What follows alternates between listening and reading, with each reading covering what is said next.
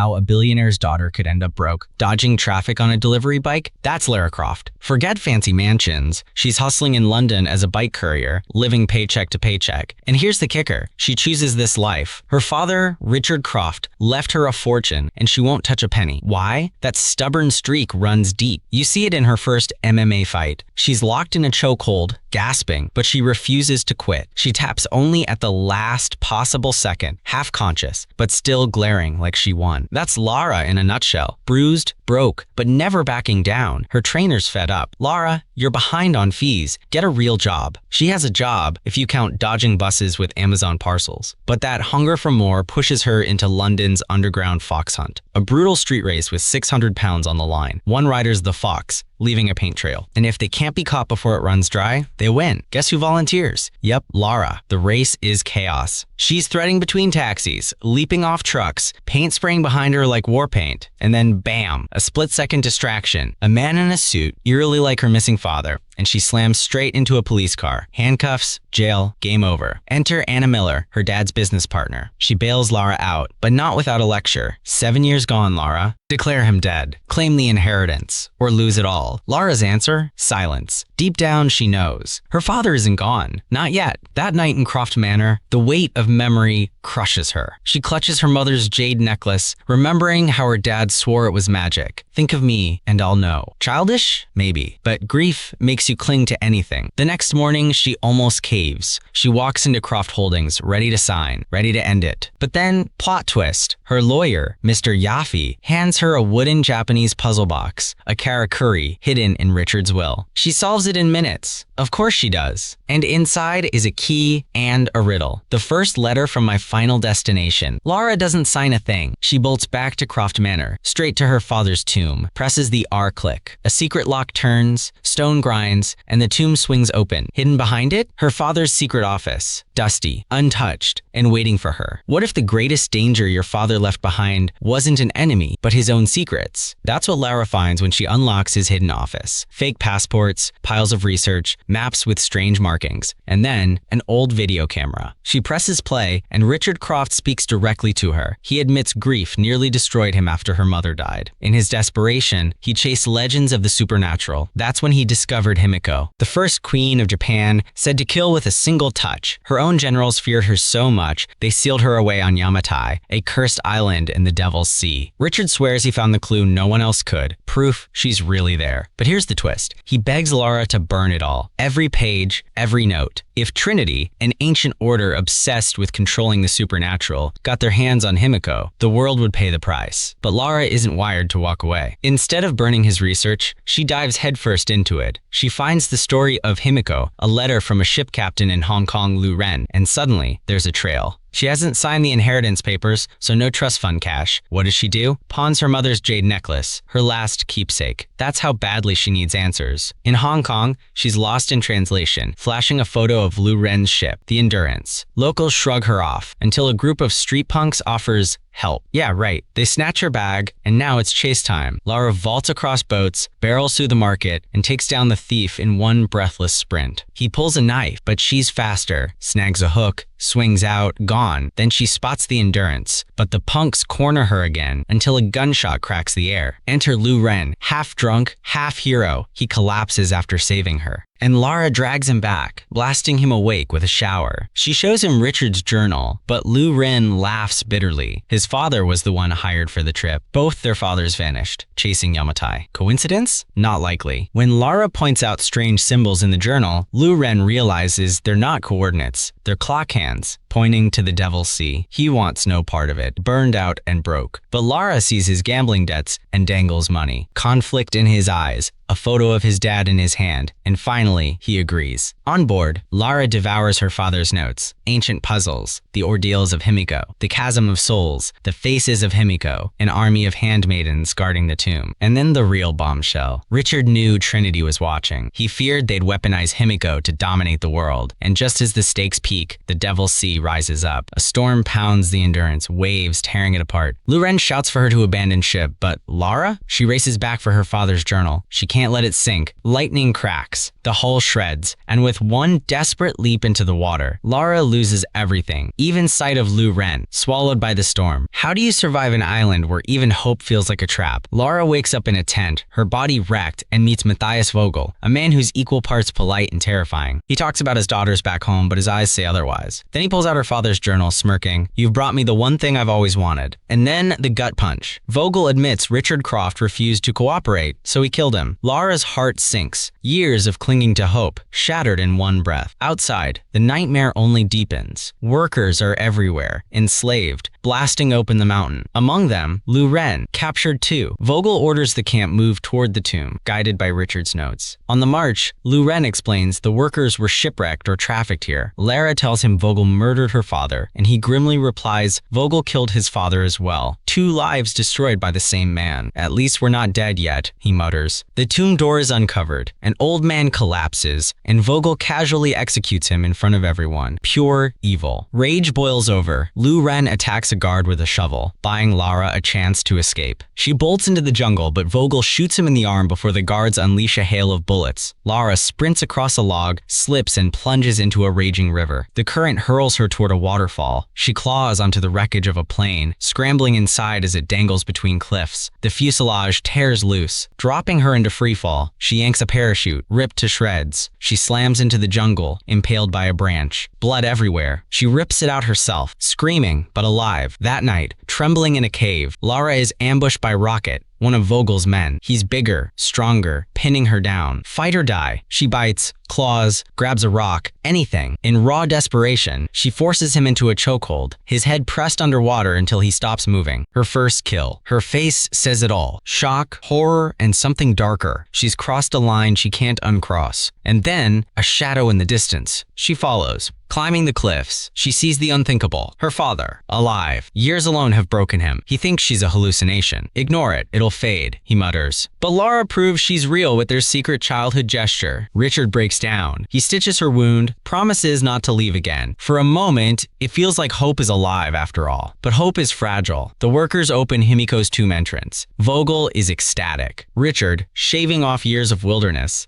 confesses the truth. Trinity won't stop until Himiko is theirs. He thought Lara burned his research. When she admits she didn't, panic consumes him. His false trails are useless now. She's handed Vogel the key. Worse, if the tomb is opened, the curse inside will spread. Beyond Yamatai, he calls her presence a mistake. The words cut deep, but Lara doesn't flinch. He may have lost hope, but she hasn't. She reminds him of his own lessons. Never give up. And with nothing but a bow, arrows, and raw determination, Lara heads back into the fire. What if the deadliest curse in history wasn't magic at all, but science? Lara slips into Vogel's tent just as he gets word that Trinity's transport is near. He's still stumped by the tomb's code. She sneaks out, locks eyes with Lu Ren, signals the plan. One arrow drops a guard. The worker sees weapons, and Lara races for the satellite phone. She tells Lu Ren to lead the escape. She'll catch up. But then she spots Richard near the tomb. Vogel corners him, gun in hand, demanding he open the door. Richard refuses. "If I do, my family won't live." The guard takes aim, but Lara shoots him down, stepping fully into her Croft bloodline. Vogel snatches Richard as a shield, daring Lara to convince her father. Richard begs her to let him die, but she can't. After a shattering pause, Lara volunteers. She studies the puzzle door, remembering the karakuri her father once taught her. Wheels shift, stone grinds, and with a thunderous crash, the tomb yawns open, revealing a pit that swallows them whole. Inside, death waits at every step. A pressure plate launches spears through a guard. A chasm filled with skeletons, aptly named the Chasm of Souls, gapes beneath them. A collapsing floor threatens to erase them all. Lara recalls the riddle. The Death Queen turns day to night. She must die to bring back life. She realizes the solution. Combine yellow and blue prayer wheels to make green, the color of life. The door creaks open into a ruined pagoda. There, Himiko's handmaidens rest in eerie devotion, their sacrifice etched in stone. Step by step, the myth begins to feel real. Finally, the coffin. Richard pleads with Vogel to stop, but greed wins. The lid cracks open, and then horror. Himiko's eyes open, her body decaying in seconds. The truth hits Lara. The murals never showed a monster. Himiko wasn't a sorceress at all. She carried a plague, death with a touch, and chose exile to save the world. Lara screams for them not to touch her, but it's too late. A guard brushes the corpse. His flesh turns black, rotting on the spot. He fires wildly, killing another infected man before Vogel puts him down. Instead of fear, Vogel sees opportunity. He hacks off Himiko's finger, calling it the prize Trinity wants, the key to his freedom. Chaos erupts. Lara lunges with her pickaxe, taking out the guard. Richard grabs a fallen gun, shoots Vogel in the leg. But before they can escape, the infected guard staggers back, attacking Richard. He manages to kill it, but not before being touched. Infection spreads like wildfire up his arm. He ties a tourniquet, fighting the inevitable. Meanwhile, Lara is hunted through the tomb. She crashes into the chamber of the handmaidens, bones splintering under her weight. A guard follows, but she finds a hidden trigger. The floor rumbles. Swinging spiked logs tear through him in brutal finality. The path to survival is still open, but time is running out. Ever wonder how far someone would go to protect the world, even if it meant destroying themselves? That's the brutal choice Richard Croft makes. When Lara rushes back to Himiko's tomb, she finds him already infected. He's calm, almost resigned, but determined. He tells her the only way to stop Trinity is to bury the virus forever by blowing up the tomb with him inside. Lara begs him to fight, to survive, but Richard knows it's too late. His last words cut deep. Chin up, Sprout. There's jobs to do. One final goodbye. One final sacrifice. Meanwhile, Vogel scrambles to cross the chasm. Lara blocks his path, her fury finally boiling over. They clash, brutal and desperate, but Vogel's stronger. He slams her down, hissing. Trinity is everywhere. Just as he closes in, boom. Richard's explosives tear through the tomb. The blast shakes the chamber, giving Lara her opening. She rips the bag with Himiko's finger from Vogel, shoving it into his mouth. Infection spreads instantly. Her line is cold, lethal. Send them yourself. Then, with one brutal kick, she sends him plummeting into the abyss. But the tomb isn't done. It collapses around her as she claws her way out, adrenaline driving her every move. Pickaxe in hand, she vaults across the crumbling chasm, climbing toward daylight. Outside, salvation arrives. Lou Ren and the surviving workers pull her free. They hijack a Trinity helicopter, finally escaping the cursed island. Back in London, Lara signs the papers declaring Richard dead. Anna congratulates her, handing her Croft holdings, but Lara's not fooled. Boardrooms and business deals, not my kind of Croft. Still, something gnaws at her. While digging through company records, she spots it. Patna, the same name tied to Vogel's supply lines. A sickening realization crashes down. Anna Miller isn't just her father's business partner. She's Trinity. Vogel's warning wasn't bluster. Trinity really is everywhere. And that's when Lara's transformation becomes complete. She heads back to the pawn shop, reclaims her jade necklace, but this time something else catches her eye. A pair of HKUSP pistols. She pauses, a knowing smile flickering across her face. Before saying the words that mark her true beginning, I'll take two. So you see, this was never just about finding her father. It was about uncovering the shadow war he fought, a war she's now inherited. The Croft legacy isn't about wealth. It's about responsibility, sacrifice, and standing between humanity and those who twist power for control. Lara Croft didn't just survive the island, she was forged by it. And the question that lingers is haunting. If secret wars like this exist, how many are happening right now, hidden in plain sight?